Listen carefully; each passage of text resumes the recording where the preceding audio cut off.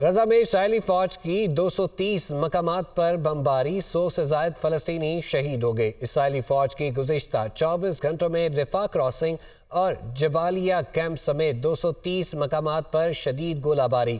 خان یونس کے یورپی اسپتال کے قریب بمباری سے 55 فلسطینی شہید ہو گئے۔ اسرائیلی فوج نے ہلال احمر کی عمارت کا بھی گھیراؤ کر لیا۔ اسرائیل کے غزہ کے علاقے شجاعیہ پر بھی قبضے کا دعویٰ سامنے آیا۔ غزہ اسرائیلی فوج کے 230 مقامات پر بمباری، 100 سے زائد فلسطینی شہید، جبکہ اسرائیلی فوج کی گزشتہ 24 گھنٹوں میں رفح کراسنگ اور جبالیہ کیمپ سمیت 230 مقامات پر شدید گولہ باری۔ خان یونس کے یورپی اسپتال کے قریب بمباری سے 55 فلسطینی شہید ہو گئے۔ اسرائیلی فوج نے ہلال احمر کی عمارت کا بھی گھیراؤ کر لیا۔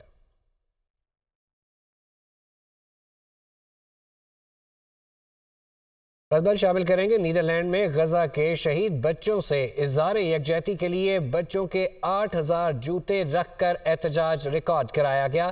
مقامی تنظیم کی سڑک پر بچوں کے 8000 جوتے رکھ کر عالمی بے حسی کو آئینہ دکھانے کی کوشش کی گئی۔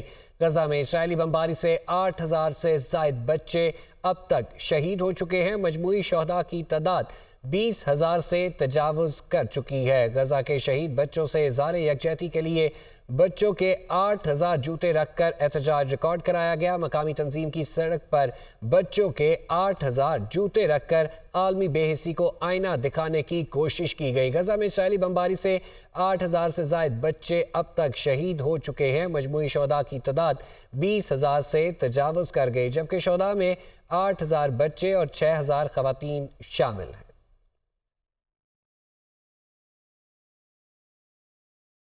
جنگی جہازوں کے خوف، بارود اور گولیوں کی گونج کے دوران غزہ کے بچوں میں موسیقی کے ذریعے خوف و ہراس دور کرنے کی کوشش کرنے والی نوجوان لڑکی رویا حسونہ کی گٹار بجاتے ہوئے ویڈیو سوشل میڈیا پر وائرل ہو گئی۔ سوشل میڈیا صارفین نے رویا حسونہ کو امید کی کرن قرار دے دیا۔ تحریک انصاف کو بلے کا نشان ملے گا یا نہیں، فیصلہ آج متوقع۔ پشاور ہائی کورٹ نے الیکشن کمیشن کو آج فیصلہ کرنے کا حکم دے دیا ہے۔ تحریک انصاف کو بلے کا نشان آج ملے گا یا نہیں، فیصلہ آج متوقع ہے۔ پشاور ہائی کورٹ نے الیکشن کمیشن کو آج فیصلہ کرنے کا حکم دے دیا۔ بانی پی ٹی آئی کی انتخابی اہلیت میں رکاوٹ برقرار، توشہ خانہ کیس کا فیصلہ معطل کرنے کی درخواست خارج کر دی گئی۔ اسلام آباد ہائی کورٹ نے درخواست ناقابل سماعت قرار دے دی۔ اسلام آباد ہائی کورٹ کے 2 رکنی بینچ نے بانی پی ٹی آئی کی درخواست پر فیصلہ سنا دیا۔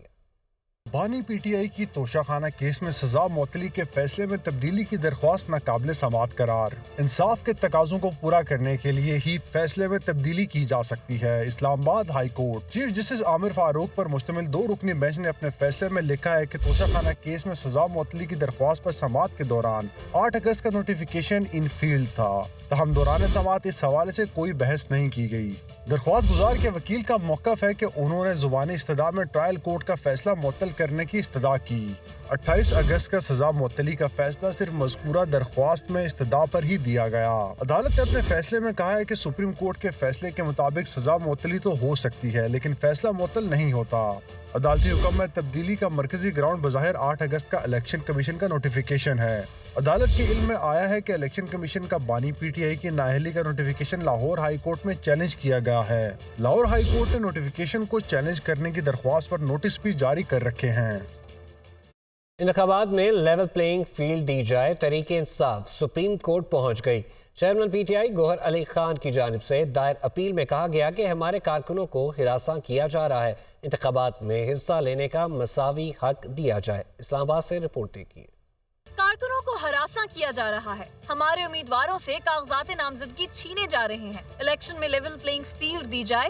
تحریک انصاف کے چیئرمین بیرسٹر گوہر علی خان نے سپریم کورٹ میں درخواست دائر کر دی۔ آئین کے آرٹیکل 184(3) کے تحت دائر درخواست میں وفاقی حکومت، الیکشن کمیشن اور صوبائی حکومتوں کو فریق بنایا گیا ہے۔ درخواست میں استدعا کی گئی ہے کہ سپریم کورٹ تحریک انصاف کو لیول پلینگ فیلڈ اور شفاف انتخابات کے لیے فریقین کو ہدایات جاری کرے اور انتخابات میں حصہ لینے کا مساوی حق دیا جائے۔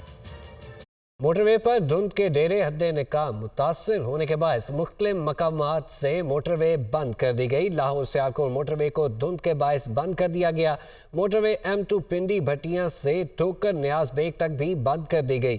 موٹر وے M3 کو فیضپور سے ننکانہ تک دھند کی وجہ سے بند کر دیا گیا۔ دھند کے باعث موٹر ویز کو مختلف مقامات سے بند کر دیا گیا۔ موٹر وے پر دھند کے ڈیرے حد نکاح صفر ہونے کے باعث موٹر وے کو مختلف مقامات سے بند کر دیا گیا۔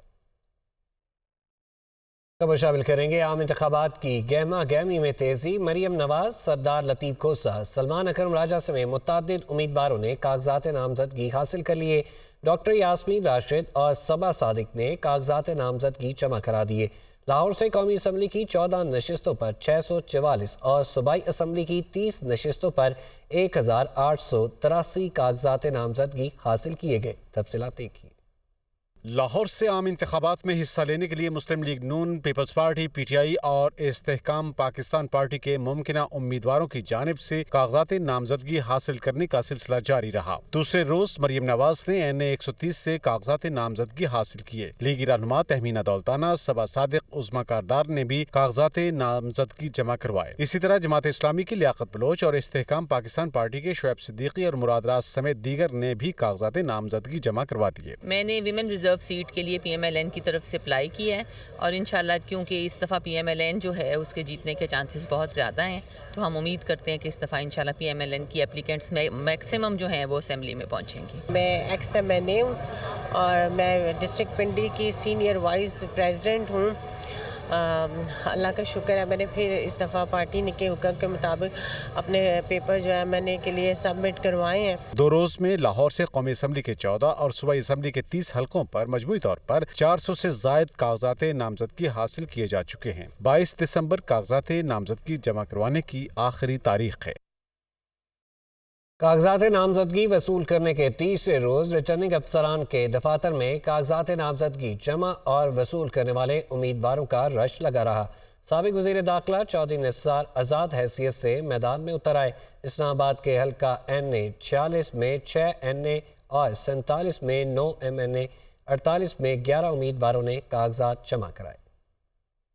الیکشن لڑنے کے خواہش مند میدان میں کود پڑے۔ ریٹرننگ افسران کے دفاتر میں کاغذات نامزدگی وصول اور جمع کروانے والے امیدواروں کا رش۔ راولپنڈی میں سابق وزیر داخلہ چودھری نثار علی خان آزاد حیثیت سے میدان میں اتر آئے۔ فیاض الحسن چوہان، عامر فدا پراچا اور چودھری دانیال نے بھی کاغذات نامزدگی جمع کروا دیے۔ سابق وزیر داخلہ چودھری نثار علی خان نے NA 53 سے آزاد حیثیت سے کاغذات نامزدگی جمع کروائے۔ اسی حلقے سے نون لیگ کے چودھری نعیم اعجاز نے بھی کاغذات نامزدگی جمع کروائے۔ دونوں سیاستدانوں نے PP 10 سے بھی کاغذات نامزدگی داخل کرائے۔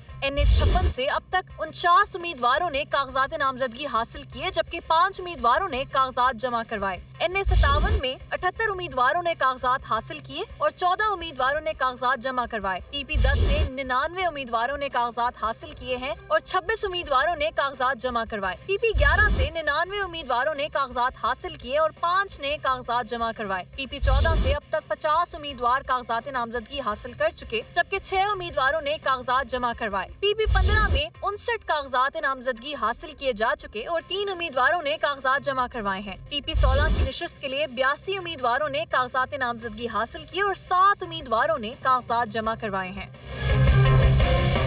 کاغذات نامزدگی فارم جاری کرنے کے تیسرے روز اسلام آباد کے حلقہ NA 46 میں 6، NA 47 میں 9 اور NA 48 میں 11 امیدواروں نے کاغذات نامزدگی جمع کروائے۔ NA 46 میں اب تک 132، NA 47 کے لیے 153 اور NA 48 کے لیے 120 کاغذات نامزدگی جاری کیے جا چکے ہیں۔